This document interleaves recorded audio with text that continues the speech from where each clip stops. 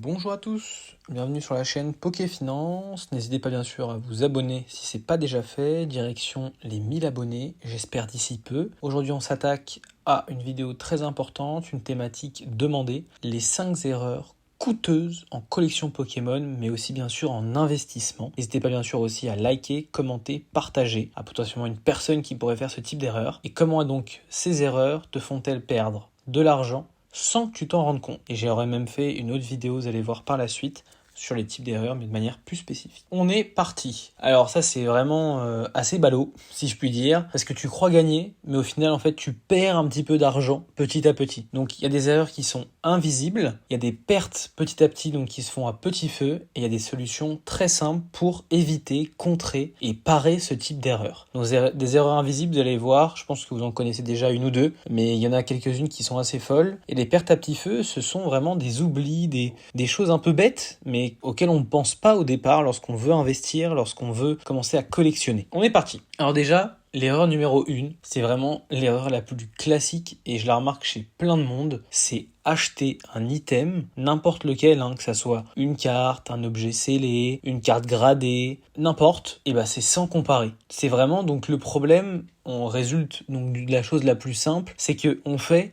en fait un achat totalement impulsif, limite compulsif, parce qu'on va l'acheter plusieurs fois potentiellement, et donc en fait on achète directement lorsqu'on voit l'item, on se demande pas si le prix est juste, si ça nous permet potentiellement de dégager un bénéfice par la suite, à quel moment ça rentre dans notre collection, dans notre investissement, on s'arrête juste sur l'article et on achète. Alors que si vous juste sur 2-3 items que vous souhaitez acheter actuellement, et vous pourrez me le dire en commentaire, si vous faites une sorte de benchmark en fonction des prix, donc vous retrouvez, j'ai mis Card Market, c'est pas vraiment le symbole Pikachu, mais c'est pas grave, eBay, Le Bon Coin, etc., et que vous cherchez le même article, vous allez voir des prix totalement différents. Vous êtes aussi potentiellement confronté à des vendeurs totalement différents, à certains vendeurs qui souhaiteront vendre plus rapidement parce que vous avez un petit peu négocié, un petit peu discuté avec lui, et donc ça c'est super sympa. Et donc vous allez pouvoir gagner aussi du pouvoir d'achat sur votre collection et sur votre aussi investissement. La solution pour ça, c'est que moi je compare au minimum 2 plateformes. Au minimum sur chaque achat, je vais comparer 2 plateformes différentes. J'ai bien sûr petit à petit des vendeurs favoris, etc.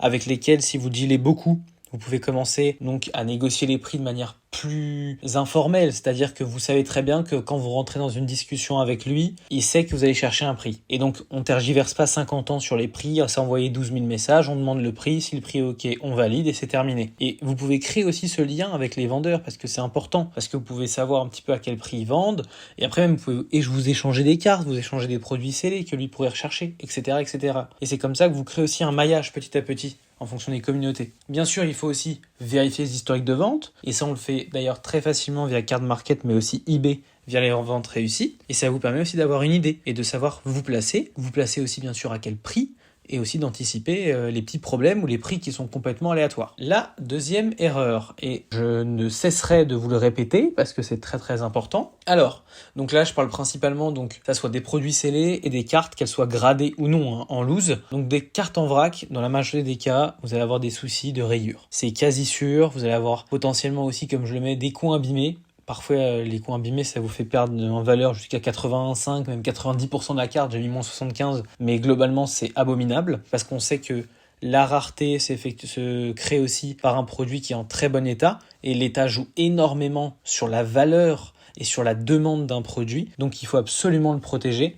Dès qu'il y a des micro-défauts, il y a bien sûr un grade qui sera inférieur. Donc c'est très très important, les protections, il faut absolument en acheter. C'est vraiment basico-basique, mais ça permet vraiment, donc comme vous allez voir juste là, de sauver votre investissement. Protection égale investissement, et même je dirais égale donc protection aussi de votre investissement par la suite. Et les sleeves, c'est vraiment une protection de base, même pour les communes, c'est tout classique, on rentre ça dans la sleeve, c'est terminé. Franchement, ça vous la protège un minimum, et ça vous permet d'éviter qu'elle se frotte entre elles. Déjà, qu'il faut le dire, mais nos cartes françaises sont souvent mal imprimées, des petits soucis, etc., etc. Alors, faut quand même en prendre un maximum soin. Et c'est plus simple aussi de revendre des cartes françaises, parce que lorsqu'elles sont en bon état, c'est encore plus rare. Donc ça, c'est très important à prendre en compte. Les top loaders. Pour les cartes, c'est super. Au pire, vous pouvez revendre votre top loader avec. Ça fait parfois gagner un petit peu de sous, jusqu'à 10 € de l'avoir protégé. Si ça permet de garder une condition near mint, c'est quand même très important. C'est rigide, c'est anti-pliage, c'est franchement super. Et ça vous permet aussi de bien les ranger intercalaires, tout ça.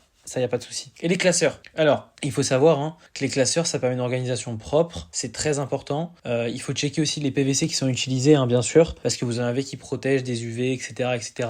Donc ça, faut le prendre en compte. Il faut des super classeurs. Faut pas hésiter à mettre le prix sur ces classeurs. Ça vous permet vraiment d'avoir des protections qui sont fiables et surtout durables. L'erreur numéro 3. Et là, j'en parle assez régulièrement. C'est une erreur qui est donc liée à plein de choses, que ça soit l'inexpérience sur un marché, que ça soit donc l'intérêt trop grandissant pour le marché de manière trop rapide sans expérience. Ça joue beaucoup. Donc c'est suivre la hype, mais aveuglément, sans faire vos propres recherches, sans chercher à découvrir pourquoi telle ou telle série est recherchée, pourquoi cette série-là est plus ouverte que d'autres. Il faut regarder les cartes, il faut regarder les dates de sortie, est-ce qu'il y a des réimpressions, etc., etc. Donc si un influenceur parle d'une série, en effet, elle peut être super bien, ça peut créer une hype, mais la série peut être en effet super nulle aussi, et lui avait juste besoin potentiellement de faire bouger les marchés. Il faut éviter d'acheter, mais ça c'est un peu compliqué en tant que tel de le dire comme ça, parce que évite d'acheter au pic, personne connaît exactement le pic. On peut à peu près le déterminer sur certaines séries, certains moments dans l'année, etc., mais c'est quand même très compliqué. Et quand le prix s'effondre aussi. Si le prix s'effondre, c'est qu'il y a quelque chose derrière. Si vous arrivez à déterminer pourquoi le prix s'est effondré, je vous prends un exemple super simple. Si par exemple le prix s'effondre parce que vous avez vu qu'il allait avoir une réimpression d'un bloc, etc. Ok, donc là le prix s'est effondré, mais on sait pourquoi, on sait qu'il y aura potentiellement un rebond par la suite, etc., etc. L'erreur numéro 4, et ça c'est très important, c'est bête, mais on peut avoir beaucoup de cartes très rapidement. Les cartes, les communes ne valent pas non plus des 1000 et des 100 pour toutes, mais c'est de l'argent qui est quand même immobilisé, ça faut le dire, et 50 cartes à 1 euro, bien sûr ça fait une carte à 50 euros, et c'est pas du tout la même chose, parce que si vous pouvez choper une carte gradée à 50 euros, au lieu d'avoir plein de petites cartes à 1 euro, c'est quand même plus intéressant que ça soit pour l'investissement, pour votre collection aussi, ça dépend si vous voulez faire les master sets, et au pire, vous échangez et vous vendez extrêmement régulièrement, comme ça vous permet d'avoir aussi un petit apport en trésorerie, peut-être apport aussi potentiellement en cartes dont vous avez besoin pour votre collection ou pour l'investissement, et ça vous fait un roulement. Ça vous fait un petit peu un fonds de commerce. Et là, la 5e erreur, qui est quand même très générale, je vois beaucoup de personnes qui ont commencé à avoir des collections très importantes, mais qui n'ont aucun suivi sur rien. Ils savent juste que ça, ils ont presque tout, ça c'est ok, ça, ils ont peut-être pas mal de doubles. Donc les conséquences, comme je vous le mets,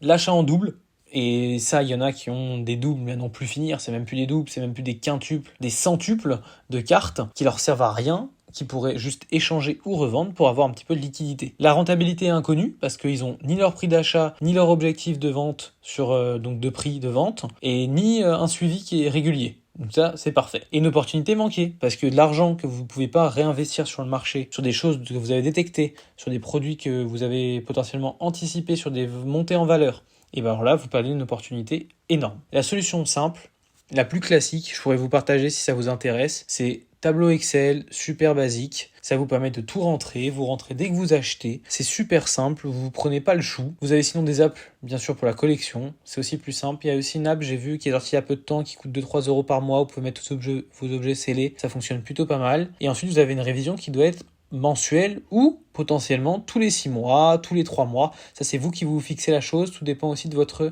temps d'investissement sur le marché. Et voilà, c'est simple. Tu peux tout faire dès maintenant, rapidement. Donc déjà, comparer. Dès que tu vas faire un achat, tu vas les comparer à droite à gauche, c'est pas compliqué, toujours deux plateformes. Il faut analyser aussi bien sûr les ventes, conclues, terminées, réussies. Protéger, des réceptions. Tu reçois, tu as tes protections, et hop, tu anticipes, tu mets ça, clac clac, sous sleeve, sous protection, etc. etc. C'est pas compliqué, j'espère potentiellement vous décrocher des codes de réduction sur certaines boutiques avec lesquelles moi je traite depuis un petit moment en tant qu'investisseur et collectionneur Pokémon, chez lesquels j'achète pas mal de protections, et ça vous permet notamment, donc vous prenez des protections d'avance, comme ça vous évite de devoir faire ça en urgence, et après vous protégez dès que ça arrive. Et analysez, ça c'est obligatoire, si vous investissez, il faut un minimum d'analyse, c'est très important. Que ce soit en regardant plein de vidéos, en vous renseignant aussi sur le marché, avec des blogs, sur des groupes Discord, etc., etc. Et enfin, échangez. Faites tourner le stock. Du stock qui vous sert à rien, du stock qui dort, c'est pas utile. Tant qu'il prend pas de valeur, ce stock n'est pas intéressant à garder. Donc vous faites tourner, que ça soit pour vous comprendre, apprendre des nouvelles cartes, rencontrer des gens, c'est très important. Et toi, quelle erreur tu faisais parmi toutes ces erreurs-là? Est-ce que potentiellement tu avais d'autres erreurs que je n'aurais pas traitées? Et je vous ferai sans doute une prochaine vidéo sur la stratégie d'achat rentable avec des petits budgets. Je vous ai déjà fait donc de la vidéo de 100 euros, 1000 euros, etc. Et j'aimerais faire avec des très très petits budgets pour vous montrer que c'est tout à fait possible. Il suffit juste d'avoir, lorsqu'on a un petit budget, un petit peu de temps, du temps déjà pour analyser, pour comprendre comment revendre rapidement et donc augmenter sa bankroll. Si vous avez d'autres sujets à me conseiller, n'hésitez pas, je suis preneur.